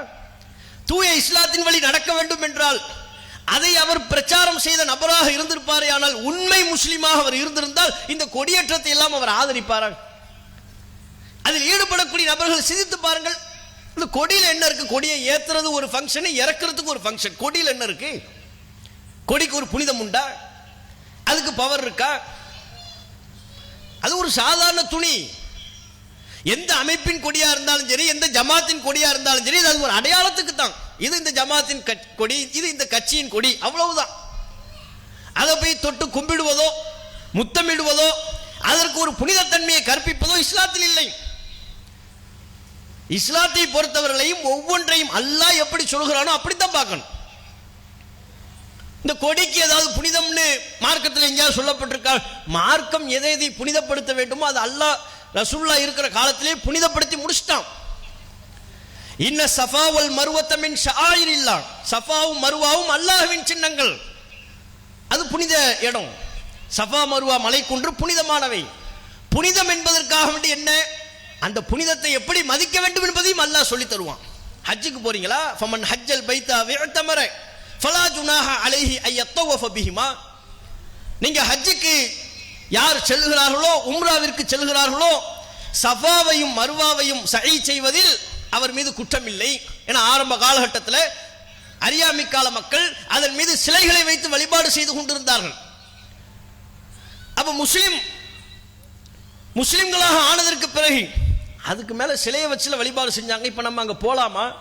இப்ப சிலை இல்லை, ஆனா அங்க போய் நம்ம சஈ செய்யலாமாங்கிற ஒரு தயக்கம் முஸ்லிம்களுக்கு இருந்துச்சு. பாருங்க, இஸ்லாம் இதை அனுமதிக்கிறாங்கிற தேடல், ஒரு ஆர்வம். அப்ப அல்லாஹ் சொன்னா குற்றம் இல்லை. இப்ப சிலையெல்லாம் இல்லை, முழுமையா நம்ம கட்டுப்பாட்டுக்கு வந்து விட்டது. நீங்க போங்க சஈ செய்யுங்க, அது அல்லாஹ் புனிதமாக்கிய சின்னங்கள் தான் என்று அல்லாஹ் உறுதிப்படுத்துறான். இப்படி எவை புனிதம், அந்த புனிதத்தை எப்படி மதிக்க வேண்டும் அல்லாஹ் நமக்கு சொல்லி தந்துட்டான். ஹஜருல் அஸ்வத் கல்லு புனிதம், அல்லாஹ்வால் புனிதப்படுத்தப்பட்டது. புனிதம் என்பதற்காக வேண்டி ஒவ்வொரு சின்ன துண்டையா பெயர்த்து வீட்டுக்கு கொண்டு வர்றதா? அந்த புனிதத்துக்கு ஒரு மரியாதை இருக்கு. தவாஃப் பண்றீங்களா, அப்படி தொட்டு முத்தம் கொடுக்கணும். தூரத்தில் நிற்கிறீங்களா, சைகையின் மூலமா முத்தம் கொடுங்க. இதுதான் அதுக்குரிய புனிதம். அவற்றை தாண்டி அவைகளுக்கு கூடுதலான மரியாதைகளை அளிப்பது கூட மார்க்கத்தில் இல்லை. மார்க்கத்தில் எவை சொல்லப்பட்டிருக்குதோ அது மட்டும்தான். ஆனா இன்னைக்கு என்ன நடக்குது? கொடி ஊர்வலம்ங்கிற பேர்ல கொடிக்கு மரியாதை, கொடிக்கு முக்கியத்துவம், அதை ஏத்துறதுக்கு ஒரு அல்ஃபாத்திஹா, அதன் பேர்ல உட்கார்ந்து நேர்ச்சைங்கிற பேர்ல எதையாவது விளம்புவது, மக்களுக்கு மத்தியில் விநியோகம் செய்யறது. ரசூல் ஸல்லல்லாஹு அலைஹி வஸல்லம் அவர்கள் அதைத்தானே தடுத்தாங்க, அதைத்தானே கண்டிச்சாங்க. நபிகள் நாயகம் ஸல்லல்லாஹு அலைஹி வஸல்லம் அவங்க புதிதாக இஸ்லாத்தை ஏற்றுக்கொண்ட சஹாபாக்களை அழைச்சிட்டு போனாங்க. அழைச்சிட்டு போகும்போது அந்த சஹாபாக்கள் ரசூலுல்லாஹ்ட்ட கோரிக்கை வைக்கிறாங்க, அல்லாஹ்வின் தூதரே, இஜஅல்லனா தாத்த அன்வாத்தின் கமாலஹும் தாத்து அன்வாத். இணை வைப்பாளர்களுக்கு அல்லது யூதர்களுக்கு எப்படி தாத்து அன்வாத் என்கிற ஒரு புனித மரம் இருக்கின்றதோ அதுபோல எங்களுக்கும் ஒரு புனித மரத்தை ஏற்படுத்தி தாருங்கள். எங்களுக்கு ஒரு தாத்து அன்வாத், ஒரு மரத்தை புனிதப்படுத்தி தாங்க. நாங்கள் பயணத்தின் போது அந்த மரத்தின் கீழே இளைப்பாருவோம், ஓய்வு பெறுவோம், அந்த மரத்திலேயே ஆயுதங்களை தொங்க விட்டுக் கொள்வோம் அப்படின்னு கேட்டாங்க. புதுசா இஸ்லாத்துக்கு வந்த முஸ்லிம்கள் கேட்டாங்க. நபிகள் நாயகம் ஸல்லல்லாஹு அலைஹி வஸல்லம் அவங்க கடுமையான கண்டனத்தை பதிவு செய்தார்கள். என்ன கேட்குறீங்க? மற்றவர்கள் செய்கிறார்கள் என்பதற்காக வேண்டி அதை என்கிட்ட கேட்குறீங்களா? யூதர்களை பார்க்குறீங்களா, நீங்க நசாராக்களை பார்க்குறீங்களா? அவங்கள பார்த்து பார்த்து ஒன்னொன்னே நீங்க செய்யணும்னு நினைக்கிறீங்களா? அவர்கள் பல கடவுள்களை வழிபாடு செய்து கொண்டிருந்தால் அதுபோல் நீங்களும் பல கடவுள்களை கேட்பீர்களா? இது மூசா நபியின் சமுதாயம் அவலத்தில் கேட்டதை போன்றல்லவா இருக்கிறது. மூசா நபியின் சமுதாயம் மூசா நபியிடத்தில் கேட்டார்கள், அவங்களுக்கெல்லாம் பல கடவுள், எங்களுக்கு மட்டும் ஒரு கடவுளா? எங்களுக்கும் பல கடவுளை தாங்கன்னு கேட்டாங்க. அது போன்று மடமைத்தனமான கேள்வியை கேட்கிறீங்களே. உங்களுக்குன்னு ஒரு இஸ்லாம், ஒரு ஷரியத் இருக்கு, உங்களுக்குன்னு ஒரு மார்க்கம் இருக்கிறது, அதைத்தான் பின்பற்ற வேண்டும். யூதர்களையோ நசாராக்களையோ பார்த்து அவர்களின் கலாச்சாரத்தை இஸ்லாம் என்று முலாம் பூசி நாம பின்பற்ற கூடாதுங்கிற கருத்தை நபிகள் நாயகம் அன்றைக்கே சொல்லிவிட்டார்கள். இந்த தர்கா சந்தன கூடலாம் எப்படிப்பட்டது? இது பிரமத கலாச்சாரம். இந்து சகோதரர்கள் பாருங்க, தேர் இழுப்பாங்க, ரதம் அப்படிங்கிற பேர்ல இழுப்பாங்க. அந்த தேரை தொட்டு கும்பிடுவாங்க, அதை இழுக்கிறதுக்கு போட்டி போடுவாங்க, அதுக்கு ஒரு புனிதம் இருக்குன்னு சொல்லுவாங்க. அதே செயல் தான் இது. சந்தனக்கூடு இழுக்கிறதுங்கிறது பேரு தான் வேற. அங்க தேரு, இங்க சந்தனக்கூடு. அங்கே அவர்கள் நம்பிக்கையின்படி கோயிலுக்குள்ள ஒரு சிலையை வைத்து வழிபாடு செய்வார்கள். இந்த முஸ்லிம்கள் தேரை இழுத்தாச்சு, சந்தன கூட இழுத்தாச்சு, இப்போ எதையாவது வழிபாடு செய்யணும். என்ன? அதுக்கு தான் இந்த கொடியை ஏற்று அதை வழிபாடு செய்வோம். இல்லை உள்ளுக்குள்ள ஒரு மகான் படுத்திருப்பார்ல, அவரை தொட்டு கும்பிடுவோம், வழிபாடு செய்வோம். சிலை வணக்க வழிபாடு. அதன் மறு பிரதிபலிப்பு தான் இந்த மகான்கள் என்கிற பேர்ல, அவுலியாக்கள் என்கிற பேர்ல தர்கா வழிபாடு. இந்த வழிபாட்டை மக்கள் மத்தியில் ஊட்ட வேண்டும் என்பதற்காகத்தான் கதைகள் அவர்களுக்கு தேவைப்படுகிறது. இந்த மகான் அப்படி அற்புதம் பண்ணாரு, அந்த மகான், அந்த ஊர்ல உள்ள ஒரு தர்காவை எழுப்பி வைத்துக் கொண்டு ஒரு மகான் அவருக்கு ஒரு பேரை வைத்து சொல்லிடுவாங்க. சும்மா கந்தூரி கொண்டாடுங்கன்னா கொண்டாடுவாங்களா யாராவது? அவரை பத்தி பெரிய அளவுக்கு கதைகள் சொல்லணும். அப்படிதான் நம்ம காரைக்காலில் கொண்டாடப்படுகிற அந்த மகானுக்கு என்ன சொல்லி வச்சிருக்கிறாங்க? அவர் காரைக்காலுக்கு வந்தாரு, தவம் இருந்தாரு, பலா முசீபத்து தூர் அப்படின்ட்டாராம். நம்ம ஊருக்கு நல்லம்பலுக்கு வந்து என்ன பண்ணிட்டாராம்? பலா முசீபத்துலாம் தூர போங்க, விலகிருங்கன்னு சொன்னாராம். பாருங்க எப்பேற்பட்ட, அப்படி சொன்னதற்கு பிறகு நம்ம ஊர்ல உள்ள நோய்கள்லாம் நீங்கிருச்சு. அதுக்கு காரணமே யாரு? அந்த மகான் தான். அதனால தான் அந்த மகான் பேரை நம்ம வருஷா வருஷம் கந்தூரி கொண்டாடுறோம். இப்படி ஒரு கதைகளை ஏற்படுத்திக் கொள்வார்கள். இந்த இவர் சொல்ற கதையை பாருங்க. நமக்கு சிறு வயசு தான், நான் பெரியவரிடத்துல நான் கேள்விப்பட்டிருக்கிறேன் ராதபாவரை பத்தி. தஹஜ்ஜுடைய நேரத்துல வந்து ஒரு கிணறு போய் குளிக்க போவாங்களாம். குளிக்கின்ற பொழுது அவங்க கவனிச்சிங்களா? தஹஜ்ஜத் நேரத்துல கிணத்துல போய் குளிக்க போறாரு. அற்புதம் எப்படி இருக்குன்னா, அவங்களுடைய குடலை வெளியேற்றி அதை கழுகி திருப்பி உள்ள போட்டுக்குவாங்க. குடல் இருக்குல்ல, குடலு, வயிற்றுல உள்ள குடலு, அதை வெளியே எடுத்து கழுவி திரும்ப உள்ளுக்குள்ள வயிற்றுக்குள்ளேயே போட்டுக்குவார். குளிக்கின்ற பொழுதும் கூட தன்னுடைய வயிற்றில் இருக்கக்கூடிய குடலையும் கூட சுத்தம் செய்து தன்னுடைய வாய்க்குள் போட்டுக் கொள்வார்கள் என்பதாக சொல்ல நான் கேள்விப்பட்டு இருக்கிறேன். அப்படிப்பட்ட மகான் அவர்கள் இந்த ராதபாவர் ரலியல்லாஹு தஆலா அவர்கள் திகழ்ந்து கொண்டு இருக்கிறார்கள். அவர் குளிக்கும் போது குடலை எடுத்து கழுவி வாய்க்குள்ள போட்டுக்குவார். தேவனா எடுத்து வாய்க்குள்ள போட்டுக்குவாரு, தேவனா வெளியே எடுத்து காய போட்டுருவாரு. எது? குடலை. என்ன கதை பாருங்க. இப்படி சொன்னா அப்ப என்ன ஒரு மக்களுக்கு? அப்ப பெரிய மகானா இருப்பார் போல இருக்கு. நம்ம கையை கழுவுறதுக்கு அவ்வளோ கஷ்டப்படுவோம். அவர் குடலையே அசால்ட்டா அலட்சியமா எடுத்து வெளியே கழுவி காய போட்டு திரும்ப உள்ளுக்குள்ள எடுத்து போட்டுக்கிறார். காய போடணும்னு அவருக்கு நினைப்பு வந்தா தான் வெளியே காய போடுவார், இல்லைன்னா வாய்க்குள்ள போட்டுருவார். குடலை எடுத்து கழுவி வாய்க்குள்ள போட்டுக்குவார். அப்பேற்பட்ட மகான், அப்பேற்பட்ட ஆற்றல் இருக்கு, அப்பேற்பட்ட சக்தி இருக்கு. இப்படி ஒவ்வொரு ஊருக்கு தக்க கதைகள். இது ஒரு ஊர்ல, இது மாதிரி நம்ம ஊர்ல நம்ம ஊருக்கு தக்க கதைகள். இலங்கை எடுத்துக்கொண்டால் அதற்கு தக்க கதைகள். இலங்கையில் என்னவா, அங்க ஒருத்தர் இருக்கிறார், இவர் இது மாதிரி கதைகள் சொல்றதுக்குன்னு எக்ஸ்பர்ட், நிறைய சொல்வார். அவர் ஒரு மகானை பத்தி சொல்லும் பொழுது, அவர் தொழ ஆரம்பிச்சார்னா நின்று ரொம்ப நேரமா நின்று தொழுவாரு, நீண்ட நேரம் நின்று தொழுவார். எந்த அளவுக்கு? எவ்வளவு நேரத்துக்கு பின்னால் போனாங்க, காத்து நிற்பாங்க. ஒரு இலங்கை பாஷைங்கிறதுனால கொஞ்சம் புரியாது. 1 மணி நேரம் நிற்கிறாரு. அந்த மகான் வந்து என்ன செய்யறாரு? தொழ ஆரம்பிச்சிட்டாரு. 1 மணி நேரமா நிற்கிறார், ருக்குவுக்கே போகல. பின்னால வந்த மக்கள்லாம் பார்க்கறாங்க, இன்னும் 1 மணி நேரம் ஆச்சு மகான் வந்து ருக்குவுக்கு போக மாட்டேங்கிறாருன்னு யோசிக்கிறாங்க. போறாப்புல இல்ல, அவசரமா நாங்க என்ன செய்யணும், மார்க்கெட்டுக்கு போக வேண்டிய வேலை என்று அவர் வைத்தாரு. ஒவ்வொரு ஆளா கலண்டானுகள், இப்படியே கலண்டு கலண்டு கலண்டு கடைசியில ஒரு 5-10 பேர் மிஞ்சினாங்க. நிறைய பேர் தொழ ஆரம்பிச்சாங்க, போகவே மாட்டேங்கிறாரு. கடைசியில் ஒவ்வொரு ஆறா கலர ஆரம்பிச்சிட்டாங்க. கலண்டு கலண்டு கலண்டு கடைசியில் ஒரு 5 பேர் நிற்கிறாங்க. இது இலங்கையினால ஒரு டிரான்ஸ்லேட் தேவைப்படுது, சரியா? அப்படியே நிற்காங்க. என்ன இது போக மாட்டா போய் கரைக்கலாமா? நேரம் போய் பெரிய சேலையா கரைக்கலாமா? அப்ப நாம இல்ல போவோம். என்ன நினைச்சு நாம என்ன செய்யறோம்? அருமைத்தாங்க. 3 மாசத்துக்கு பிறகு போனா பார்த்தா நிக்கலாம். 3 மாசம் ஆயிடுச்சு. 3 மாசமா நின்றுகிட்டு இருக்கிறாரு, ருக்குவுக்கே போகல. பின்னால உள்ளவங்களாம் கலண்டு அப்பவே போயிட்டாங்க. ஆக நம்ம மார்க்கெட்டுக்கு போக வேண்டி இருக்கு, வீட்டுக்கு வேலைக்கு போக வேண்டி இருக்கு, வீட்டம்மா பேசுவாங்க, கிளம்பிடுவோம்னு கிளம்பிட்டாங்களாம். அதுக்கப்புறம் 3 மாசத்துக்கு அப்புறம் வந்து பாக்குறாங்க, அவர் அப்படியே நிக்கிறார், ருக்குவுக்கே போகல. 3 மாசமா. 3 மாசம் போய் பார்த்தா நிக்காங்கதான். இங்க ஒரு மரம் உண்டு, வேறு விட்டு கொண்டே வந்துருந்துச்சு. மரம் வேறு தானே மரம். இப்ப இன்னொரு சஸ்பென்ஸ் கதையில, அங்கிட்டு ஒரு மரம் வேர் விட்டு வந்து வளர்ந்துகிட்டே இருக்கு. அவர் தொழுகிற பக்கத்துல ஒரு மரம் வேர் விட்டு வளர்ந்து வந்துகிட்டே இருக்கு.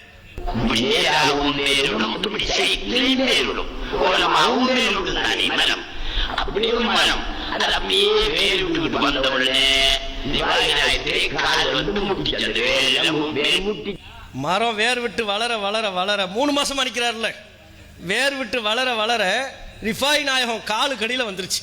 காலில் வந்து அது முட்டுது. அப்ப அப்ப அதுக்கு புத்தி இறங்கி நாயகம் தொழுகிட்டு இருக்காங்க.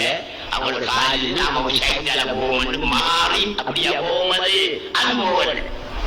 வேறு என்ன ரிஃபாய் நாயகம் நிக்கிறாங்க, நம்ம சைடுக்கா மாறி போவோம்னு யோசிக்குமா? அப்படி போகல, அப்படியே நிக்குது. வேறு என்ன காலை துளைச்சி துளைச்சி துளைச்சி துளைச்சி காலு இந்த பக்கம் வேறு வந்து அது போகுது. 3 மாசத்துக்கு காலை துளைச்சி அந்த பக்கம் போயிட்டு வேறு காலை தொலைச்சிட்டு அந்த பக்கமா போயிருச்சு, காலை தொலைச்சி அந்த பக்கமா போயிருச்சு.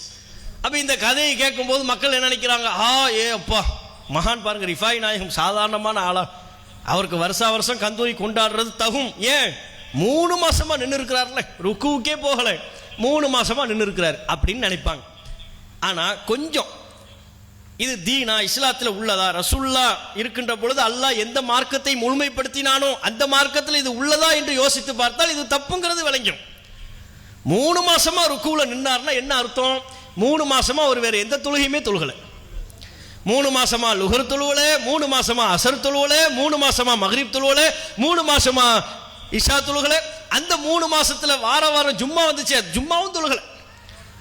அந்த 3 மாசத்துல இன்கேஸ் ரமலான் வந்துருந்துச்சுன்னா ரமலானும் நோன்பு வைக்கல, சஹர் சாப்பிட்டா நோம்பு, தொடர் நோன்பு வைப்பதற்கு மார்க்கத்தில் அனுமதி இல்லைல்ல. அந்த 3 மாசத்துல வேறு ஏதும் இஸ்லாமிய அம்சங்கள் வந்திருந்தால் அவற்றையும் அவர் கடைபிடிக்கவில்லை. 3 மாசமா கடமையான தொழுகையை தொழாம ருக்குவுக்கு போகாம இருந்தார்னா இது சிறப்பா அல்லாஹ்வின் பார்வையில் கண்டிப்பிற்குரியதான், கண்டிப்பிற்குரியதல்லவா? அதையே சிறப்புன்னு சொல்றாங்க. ஏன் சொல்றாங்க? முன்னோர்களின் மீதான குருட்டு பக்தி காலம் காலமாக எவை இஸ்லாம் என்கிற பெயரில் அவர்களுக்கு கற்றுக் கொடுக்கப்பட்டதோ அதனை அப்படியே நம்பிக்கொண்டிருக்கிறார்கள். இந்த செய்திகளை நாம் சொல்வதற்குண்டான நோக்கம் என்ன? அவர்கள் தங்களுடைய செயல்பாடுகளை சீர்தூக்கி பார்க்க வேண்டும் என்பதுதான். வேற என்ன எங்களுக்கு நோக்கம்? எங்க பொருளாதாரத்தை செலவு பண்ணி இதையெல்லாம் நாங்கள் சொல்றதுக்கு என்ன நோக்கம் இருக்கும்? அவங்கள திட்டுறதுனால, உங்களுடைய செயல்பாடுகளை விமர்சிப்பதனால எங்களுக்கு என்ன பலன்? அதுக்கு நாங்க எங்க பொருளாதாரத்தை செலவு பண்ணணும்? உங்களுடைய அமல்கள் பாழாகிவிடக் கூடாது. தொழுகிறீங்க, நோன்பு வைக்கிறீங்க, ஹஜ்ஜுக்கு போறீங்க, இஸ்லாத்தின் பல்வேறு செயல்பாடுகளை கடைபிடிக்கக்கூடிய நீங்கள் கொள்கையில் தெளிவில்லாமல் போகின்ற பொழுது, இணை வைப்பு செயல்பாட்டில் மூழ்கி விடும் பொழுது நம்முடைய தொழுகை நாசமாகி விடுகிறது, நம்முடைய நோன்புகள் அல்லாஹ்விடத்தில் ஏற்கப்படாமல் போய்விடுகிறது, நம்முடைய இன்ன பிற வணக்க வழிபாடுகள் அனைத்தையும் அல்லாஹ் தூக்கி வீசி விடுவான். அல்லாஹ் காப்பாற்றணும். அதான நிலை. நபிகள் நாயகம் ஸல்லல்லாஹு அலைஹி வஸல்லம் அவர்கள் சொன்னார்கள், நாளை மறுமை நாள்ல எல்லா மக்களும் வருவார்கள், மஹ்ஷர்ல ஒன்று திரட்டப்படுவார்கள், சூரியன் தலைக்கு அருகாமையில் தகித்துக் கொண்டிருக்கும், வேர்வையில் ஒவ்வொரு மக்களும் மூழ்கி கொண்டிருப்பார்கள், கடுமையான தாகமா இருக்கும். நபிகள் நாயகம் ஸல்லல்லாஹு அலைஹி வஸல்லம் அவர்களுக்கு அந்த நேரத்தில் ஹவுதுல் கௌசர் என்கிற நீர் தடாகத்தை அல்லாஹ் கொடுத்திருக்கிறான். அந்த நீர் தடாகத்திலிருந்து ரசூலுல்லாஹ் அள்ளி அள்ளி கொடுப்பாங்க தம்முடைய உம்மத்துக்கு. ரசூலுல்லாஹ் தன்னுடைய சமுதாயத்தை சார்ந்தவர்களுக்கு அந்த நீர் தடாகத்திலிருந்து அள்ளி அள்ளி கொடுப்பார்கள். அள்ளி கொடுக்கின்ற பொழுது சில மக்கள் மாத்திரம் தடுத்து நிறுத்தப்படுவார்கள். ரசூலுல்லாஹ் பார்த்துக்கிட்டு இருப்பாங்க. அங்க கொஞ்சம் பேர் வரவிடாம தடுக்கப்படுவாங்க. மலக்குமார்கள் அவர்களை தடுப்பார்கள். ரசூலுல்லாஹ் பக்கத்தில் வரவிடாம தடுப்பாங்க. இங்கிருந்து கொண்டு நபிகள் நாயகம் சொல்வார்கள், அஸ்ஹாபி அஸ்ஹாபி, அவர்கள் என்னுடைய தோழர்கள், என்னுடைய தோழர்கள் என்று சொல்வார்கள் நபிகள் நாயகம். அப்படி சொன்னதற்கு பிறகும் மலக்குமார்கள் பதிலளிப்பார்கள், இல்லை, அவர்களை உள்ள அனுமதிக்க முடியாது. இந்த ஹவுதுல் கௌசர் நீர் தடாகத்திலிருந்து தண்ணீர் அருந்துவதற்கு அனுமதிக்க முடியாது. ஏன்? மலக்குமார்கள் பதிலளிப்பார்கள், இன்னக லா தத்ரி மா ஹதசு பஅதக், அவர்கள் உங்களுக்கு பிறகு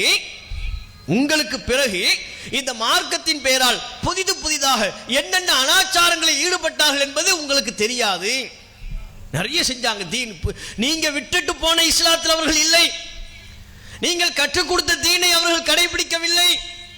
இஸ்லாம் இதுதான் என்று அவர்களாக கற்பனை செய்து கொண்டு, அவர்களாக ஒரு வடிவத்தை ஏற்படுத்தி கொண்டு இந்த மார்க்கத்தின் பெயரால் புதிதாக பல காரியங்களை செய்தார்கள்.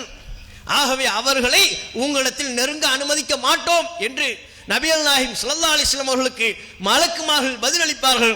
அதற்கு பிறகு அந்த பதிலை கேட்டு ரசூலுல்லாஹ் சொல்வாங்க, சுஹுகன் சுஹுகன் லிமன் கய்யர பஅதி, எனக்கு பிறகு இந்த மார்க்கத்தை யார் மாற்றினார்களோ, இந்த தீனுல் இஸ்லாத்தை யார் மாற்றி விட்டார்களோ, அவர்களுக்கு கேடு உண்டாகட்டும் என்று தூர போங்க, உங்களை நானும் அனுமதிக்க மாட்டேன் ரசூலுல்லாஹ் அவர்களை கேடு உண்டாகட்டும் என்று சொல்லிவிடுவார்கள்.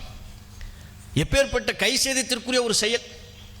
இந்த அனாச்சாரங்கள், இஸ்லாத்தில் இல்லாத இத்தகைய அனாச்சாரங்கள் இந்த உலகத்தோடு முடிந்து விடக்கூடியதல்ல.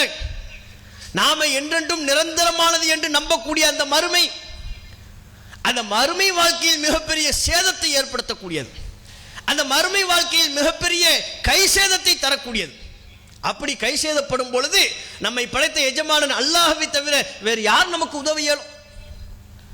அல்லாஹ்வை தவிர மறுமை நாளில் நமக்கு அதிபதி யார்? நமக்கு தீர்ப்பளிப்பவன் யார்?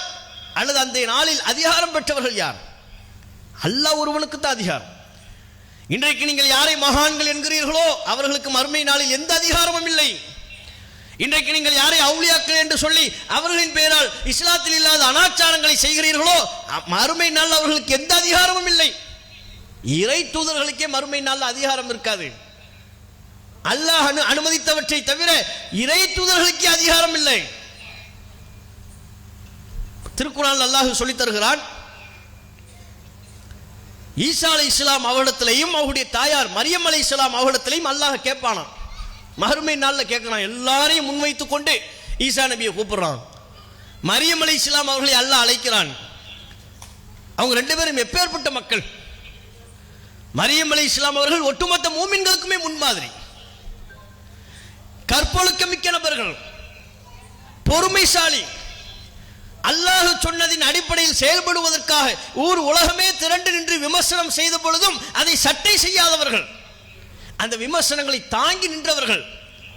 ஆகவே மூமின்களுக்கே முன்மாதிரி அந்த மரியம் அலைஹிஸ்ஸலாம் அவர்களை அல்லாஹ் அழைக்கிறான். எல்லா மக்கள் முன்னிலையில் வாங்கன்னு கூப்பிடுறான் விசாரணைக்கு. ஈசா அலைஹிஸ்ஸலாம் அவர்கள் எப்பேற்பட்ட நபர்? அல்லாஹ்வின் வார்த்தையின் மூலம் உருவானவர். குன் ஃபயக்கூன், குன் ஃபயக்கூன் என்பதற்கு உதாரணம் காட்டுவதாக இருந்தால், மனிதர்களிலிருந்து உதாரணம் சொல்வதாக இருந்தால், முதலில் ஆதம் அலைஹிஸ்ஸலாம் அவர்களுக்கு பிறகு ஈசா அலைஹிஸ்ஸலாம். அவ்வளவுதான். நம்மெல்லாம் தாய் தந்தையின் மூலமா நேரடி தாய் தந்தைக்கு வர்றோம். ஆதம் அலைஹிஸ்ஸலாம் அவர்களை ஒரு களிமண்ணை வைத்துக் கொண்டு அல்லாஹ் குன் ஃபயக்கூன்கிறான், ஆதம் அலைஹிஸ்ஸலாம் அவங்க வந்துடுறாங்க. அதுபோல ஈசா அலைஹிஸ்ஸலாம் அவர்கள் உருவானது குன், ஒரு வார்த்தை தான். வார்த்தையின் மூலமாக உருவானவர்கள் ஈசா அலைஹிஸ்ஸலாம் அவர்கள். அவருடைய பிறப்பே தனிச்சிறப்பு. அப்பேற்பட்ட சிறப்பிற்குரியவர்கள், அப்பேற்பட்ட சிறப்பிற்குரியவர்கள். அவர் அல்லாஹ் கூப்பிடுறான். உலகத்தார்கள்லாம் பார்க்கும்போது ரெண்டு பேரையும் அல்லாஹ் விசாரி ஒன்னா கூப்பிடுறான். அம்மாவையும் மகனையும் அல்லாஹ் கூப்பிடுறான். வாங்க, அல்லாஹ் கேட்குறான், ஈசா நபிட்ட கேட்குறான், இது காலல்லாஹு யா ஈசா, யா ஈசா இப்னு மரியம், ஈசாவே அன்த குல்தல் இன்னாசி, நீங்க தான் மக்கள்கிட்ட சொன்னீங்களா, இத்தகிதுனி உம்மி வ இலாஹைனி மின் தூனில்லாஹ், அல்லாஹ்வை விட்டுவிட்டு என்னையும் என்னுடைய தாயாரையும் கடவுளாக எடுத்துக்கொள்ளுங்கள் என்று நீங்க மக்களுக்கு சொன்னீங்களா? அல்லாஹ் கேட்கலாம் பாருங்க. நீங்க சொன்னீங்களா மக்களுக்கு? உங்களுக்கு கடவுளுங்கிறாங்க, கடவுளின் குமாரருங்கிறாங்க, உங்களுக்கு கடவுள் தன்மை இருப்பதாக சொல்கிறார்கள். நீங்க தான் சொன்னீங்களா? அல்லாஹ் விட்டுங்க, என்னையும் என் தாயார் மரியமையும் வணங்குங்கள் என்று நீங்கள் சொன்னீர்களா? அல்லாஹ் கேட்கிறான். ஈசா நபி சொல்லுவாங்க, சுபஹானக், இறைவானை தூயவன், நான் எப்படி அதை சொல்வேன்? மா யகூனு லி அன் அகூல மா லைஸ லி பிஹக், எனக்கு தகுதி இல்லாதவற்றை நான் சொல்லக்கூடியவன் அல்ல. அப்படி சொல்றது எனக்கு தகுதி இல்லையே, நானா வணங்கப்படுவதற்கு தகுதியானவன்? இன் குன்து குல்துஹு ஃபக்த் அலிம்தஹு, நான் அப்படி சொல்லியிருந்தால் அது உனக்கு நன்றாக தெரியும். என்ற பதில் கேட்டு நான் பதில் சொன்னதற்கு பிறகு அறிந்து கொள்ளக்கூடியவன் அல்ல நீ. நான் சொல்லியிருந்தால் உனக்கு நன்றாக தெரியும். நான் அப்படி சொல்லலை இறைவா, நீ மறைவானவற்றை எல்லாம் அறிந்தவன். நான் சொல்லாம மக்கள் அப்படி செய்திருக்கிறார்கள், அவர்கள் உன்னுடைய அடியார்கள், நீ நாடினால் அவர்களை தண்டித்து விடு, நீ நாடியதை அவர்கள் விஷயத்தில் செய் என்று ஈசா அலைஹிஸ்ஸலாம் அவர்கள் சொல்லிவிடுவார்கள். மறுமை நாள் பாருங்க, ஈசா நபியை இன்றைக்கு உலகத்தில் எவ்வளவு கோடி மக்கள் கடவுள் என்று சொல்கிறார்கள், கடவுளின் குமாரன் என்கிறார்கள். மரியம் அலைஹிஸ்ஸலாம் அவர்களை உலகத்தில் எவ்வளவு கோடி மக்கள் கடவுள் என்கிறார்கள், கடவுளின் குமாரன் என்கிறார்கள், இறைத்தன்மை அவர்களுக்கு இருப்பதாக நம்புகிறார்கள். அப்படி உள்ள நிலையில மறுமை நாள் அவர்கள் அழைத்து அல்லாஹ் சொல்கிறார், நீங்க தான் சொன்னீங்களா, உங்களுக்கு ரைட்ஸ் இருக்கா? அப்படி அவங்களே ஒப்புக்கொள்கிறார்கள், எங்களுக்கு அப்படி சொல்றதுக்கு ரைட்ஸ் இல்லை இறைவா, அவர்கள் உங்களுடைய அடியார்கள், நாங்கள்லாம் அப்படி சொல்ல, நாங்கள் சொல்லவில்லை, நான் சொல்லவில்லை, என்ன செய்ய வேண்டுமோ அவர்களை செய்து கொள். அல்லாஹ் அவங்க பதில் சொல்லிடுவாங்க. இறை தூதர்களை கிடுகிடுத்து போகக்கூடிய நாள் அது. எந்த இறை தூதரும் அல்லாஹ் அனுமதிக்காமல் தன் சமூகத்திற்காக ஒரு வார்த்தை கூட பேச இயலாது. மறுமையின் விசாரணையை துவங்குவதற்கு நபிமார்கள் முன்னால போய் நிப்பமே. நம்ம ரசூலுல்லாஹ் சொல்லித் தராங்கல்ல, மறுமையின் விசாரணையை துவங்குவதற்கு. என்ன எல்லா மக்களும் மாஷர்ல நிக்கிறோம், அல்லாஹ் விசாரணையை ஆரம்பிக்கல. ஆதம் அலைஹிஸ்ஸலாம் அவர்களிடத்துல போவோம், அந்த அபுல் பஷர் எங்களுக்கெல்லாம் வாப்பா நீங்க தானே, அல்லாஹ்ட்ட சொல்லுங்க, விசாரணை ஆரம்பிக்க சொல்லுங்க, ஏதாவது பேசுங்க. ஆதம் அலைஹிஸ்ஸலாம் மறுத்துருவாங்க, நான் பேச முடியாது, எனக்கு அல்லாஹ் சொன்ன அந்த உத்தரவை நான் கடைபிடிக்கவில்லை, மரத்தின் பக்கம் நெருங்கக்கூடாது என்று அல்லாஹ் சொன்னான், நான் நெருங்கி விட்டேன், என்னால் பேச இயலாது. நூஹ் நபிட்ட அனுப்பி வச்சிருவாங்க.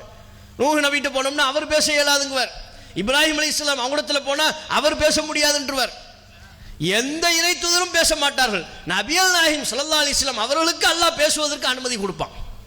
சஜிதாவில் விழுந்து தம்முடைய பணிவை வெளிப்படுத்தி அல்லாஹ் அனுமதி கொடுத்ததற்கு பிறகு நபியல் நாயகம் பேச துவங்குவார்கள். பாருங்க, மறுமை நாளில் தூதர்களுக்கு அதிகாரம் இல்லையங்க, ரசூலுல்லாஹ்வுக்கு மறுமை நாளில் அதிகாரம் இல்லை என்பதை அல்லாஹ் சொல்லுகிறான். தன்னுடைய குடும்பத்தாருக்கு சொன்னார்கள், உம்மத்துக்கு சொன்னார்கள், நமக்கு சொன்னார்கள். அந்த மறுமை நாளில் இன்றைக்கு நீங்கள் எல்லாம் யாரை அல்லாஹ்வுக்கு சமமாக ஆக்கி வழிபாடு செய்கிறீர்களோ அந்த மகான்கள், அந்த இறைநேசர்கள் என்று சொல்லப்படுபவர்கள் மறுமை நாளில் நமக்கு பரிந்து பேசுவாங்களா? முடியுமா? முடியாதுங்க. அல்லாஹ்வை தவிர வேறு யாருக்கும் அதிகாரம் இல்லை. அதுதான் உண்மையான இஸ்லாம். இந்த பேருண்மையை நாம் புரிந்து கொள்வோமேயானால் நபிகள் நாயகம் கற்றுத்தந்த தூய இஸ்லாத்தின்படி நாம் நம்முடைய வாழ்க்கையை அமைத்துக் கொள்ள முடியும். இல்லாவிட்டால் மிகப்பெரிய கை சேதத்திற்குரியவர்களாக நாம் மாறிவிடுவோம். ஷைத்தான் நம்மை அதை நோக்கித்தான் அழைப்பதற்கு முற்படுகிறான். எப்படியேனும் அனாச்சாரங்களில் தள்ளி ஷைத்தான் எப்படி அல்லாஹ் தன்னுடைய கோபத்திற்குரியவனாக, இறைவனின் கோபத்திற்குரியவனாக மாறிவிட்டானோ அதுபோன்று முஸ்லிம்களையும் ஏனைய மக்களையும் மாற்றுவதற்கு முயற்சிக்கிறான். அதற்கு இடம் தராம தூய இஸ்லாம் என்ன என்பதை குர்ஆன்ல இருந்து நாங்க சொல்றோம் கூட நீங்க நம்ப வேண்டியதில்லை. குர்ஆன்ல பாருங்க, ரசூலுல்லாஹ் என்ன சொன்னாங்கிறத ஹதீஸ்ல பாருங்க. அது குறித்து நீங்கள் யாரை இமாம்கள் என்று சொல்கிறீர்களோ அவர்கிட்ட கேளுங்க. எத்தனை எத்தனை வழிகள் இஸ்லாத்தை அறிந்து கொள்வதற்கு இன்றைக்குள்ள காலகட்டத்தில் எவ்வளவு வழிமுறைகள் இருக்கிறது. இந்த வழிமுறைகளை அல்லாஹ் ஏற்படுத்தி தந்ததற்கு பிறகும் எங்க முன்னோர்கள் காலம் காலமா எதை சொன்னாங்களோ அதைத்தான் நாங்கள் செய்வோம் என்று சொன்னால் அது நம்மை நாளை மறுமை நாளில் மிகப்பெரிய அழிவை நோக்கி இட்டு சென்றுவிடும். ஆகவே எனது அருமை சமுதாயமே, நாம் இன்றைக்கு கடைபிடித்துக் கொண்டிருக்கிற இஸ்லாத்தின் பெயரால் செய்து கொண்டிருக்கிற இந்த செயல்பாடுகள் எல்லாம் உண்மையில் இஸ்லாம் தானா, அல்லாஹ் நம்மின் மீது பொருந்தி கொண்ட அம்சங்கள் தானா என்பதை சீர்தூக்கி பார்த்து சிந்தித்து நம்முடைய செயல்பாடுகளை சீர் செய்து கொள்வோமாக என்று கேட்டு என்னுடைய உரையை நிறைவு செய்து கொள்கிறேன். வாஹிர் தாவானா அனில் அல்ஹம்துலில்லாஹி ரப்பில் ஆலமீன். அஸ்ஸலாமு அலைக்கும் வரஹ்மத்துல்லாஹி வபரகாத்துஹு.